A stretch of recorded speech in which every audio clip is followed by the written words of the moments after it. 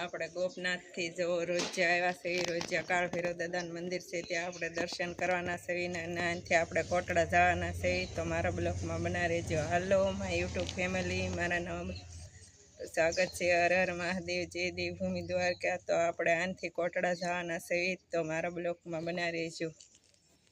મંદિર છે તો આપણે અહીંયા દર્શન કરવા પહોંચી ગયા છે અને તમે પણ બધા અને અહીંયા જયનું વાહન છે.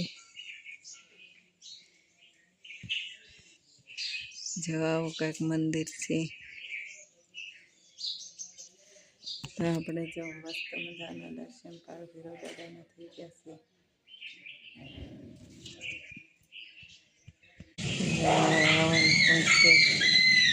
અને ડેરી છે અને આ જગ્યા છે. જો અહીંયા આંબલીનું ઝાડ છે અને આંબલી કેટલી આંબલી છે.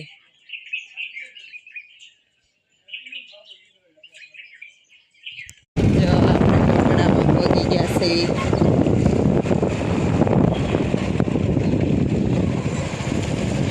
કાળિયા ભીલનો કોટડા. જો આ ગેટ છે. આ દરિયાને જ જવું પેલા, દરિયાને જ જવું એમ. જો આથી આપણે મંદિરે જવાનું. જો કોટડા આપણે ઉપર થઈ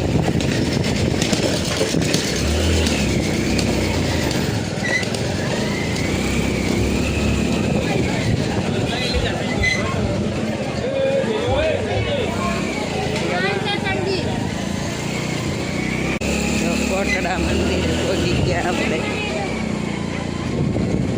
આ મંદિર છે. જો આપણે કોટડા મંદિરે પહોંચી ગયા અને દર્શન કરવાના છે અને તમને બધાને પણ દર્શન કરાવશું. જો આ બજાર છે.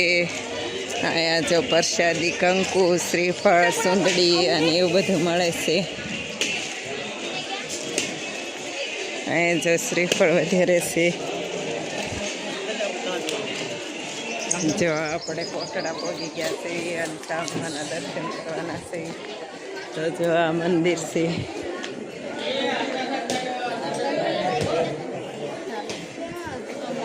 આ બાજુ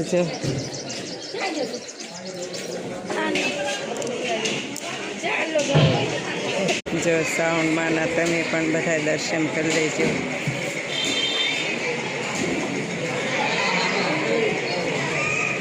જો આ મંદિર છે. પ્રસાદીની લાપસી છે.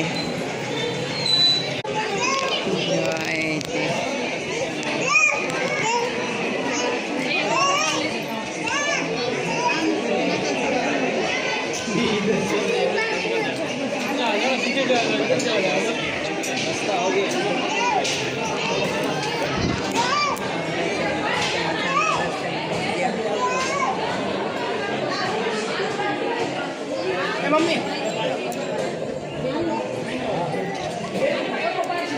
અહીંયા જો એટલા તીરસુર છે.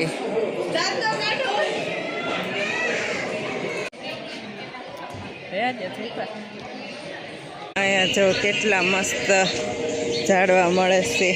ડેકોરેશનની વસ્તુ મળે છે.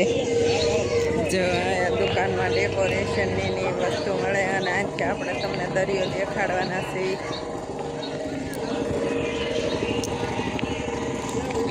જો બહાર નીકળતા તે કાળ ભૈરવ દાદાની મૂર્તિ જો કેવડી મોટી છે.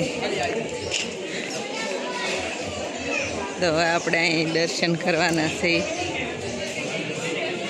જો આ બાજુમાં છે અને ધજા જો ઉપર આવું મંદિર છે. આપણે કોટડા બહુ સરસ દર્શન થઈ ગયા છે. અને આ બાજુ જો આપણી ગાડી છે અને આ બાજુ બધી દુકાનો છે.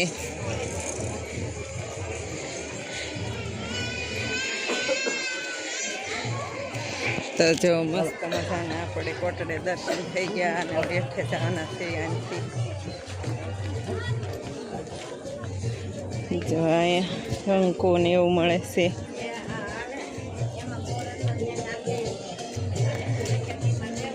અહીંયા છે બીજો આ બાજુ કંકુ ને એવું ઠેઠ ઊંધી જો દુકાનો છે રમકડાની.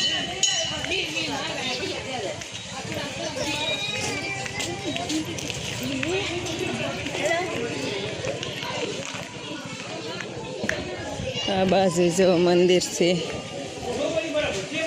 રાધા કૃષ્ણનું, રામ ભગવાનનું, જો રામ લક્ષ્મણ ને સીતા માતાનું મંદિર છે.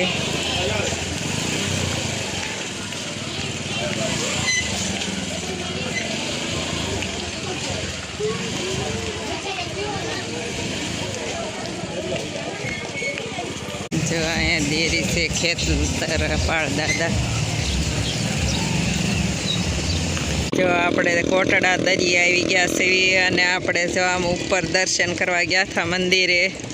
અને આ બાજુ કાળિયા ભીલની કોઠિયું છે એમ કહે છે. આપણે જો દરિયે આવી ગયા છીએ અને બહુ મસ્ત મજાના આપણે શ્રાવણમાંના દર્શન થઈ ગયા. અને હવે આપણે દરિયા ઘડીક ફરશું અને હજી આનાથી આપણે બીજે જવાનું છે, તો મારા બ્લોગમાં બના રહેજો. જો આ દરિયો છે, હા હાંડિયાની છે, હાંડિયા ઉપર, ઘોડા ઉપર, ગાડી ઉપર, ગમે એની ઉપર બેસી એકવી આપણે. જો અહીંયા બધી જગ્યાએ અને દરિયો જો કેટલો મસ્ત દરિયો છે. અને આ આપણે કાળિયા ભીલનું કોટડા કહેવાય છે કે કાળિયો ભીલ હતો તે આ સમુદ્રમાં લૂંટ કરતો હતો, તે અહીંયા રહેતો હતો. એ આપણે આની કાંઈક ઇતિહાસ છે અને બહુ સરસ. જો આ બાજુ તે દરિયા આવી ગયા. દરિયા આવી અને પાણીમાં ન જાવી એવું તો બને જ નહીં. આપણે જો પાણીમાં તે ઘડીક ગયા અને ઠંડો ઠંડો પવન આવે છે અને દરિયામાં હાલવાની જ કંઈક મજા અલગ આવે છે. અને આપણે જો કોટડાનો દરિયો છે અને આપણે દરિયા કિનારે ઘડીક વાર ફર્યા. જો આપણે અહીંયા દરિયા કિનારે ફર્યા બધે અને આંટો માર્યા અને આવી જો રાઈટ છે. અને આપણે જો અમે કોટડે કાળિયા ભીલની કોઠિયું છે એમ કહે છે અમે. અને આ બાજુ જો ગાડીમાં હાંડિયા ઉપર, ઘોડા ઉપર બેસવાના ભાડું અલગ અલગ છે. મોટરમાં આપણે આંટો મારવો હોય તો 200 રૂપિયા છે અને નાની ગાડીમાં 50 રૂપિયા છે. તો જો આપણે દર્શન બહુ સરસ થઈ ગયા. દરિયે આપણે કેટલી કરી રહ્યા અને હવે આજથી આપણે જવાના છે ભગોડા. તો મારા બ્લોગમાં બને રહીજો. અહીંયાથી ભગોડા જવાનું બોર્ડ છે અને આ તરફ જવાનું છે. તો આપણે જો મસ્ત મજાના કોટડા દર્શન કર્યા અને ભગોડાનું પાટિયું છે અને આ બાજુ હવે ભગોડા જવાના છીએ આપણે.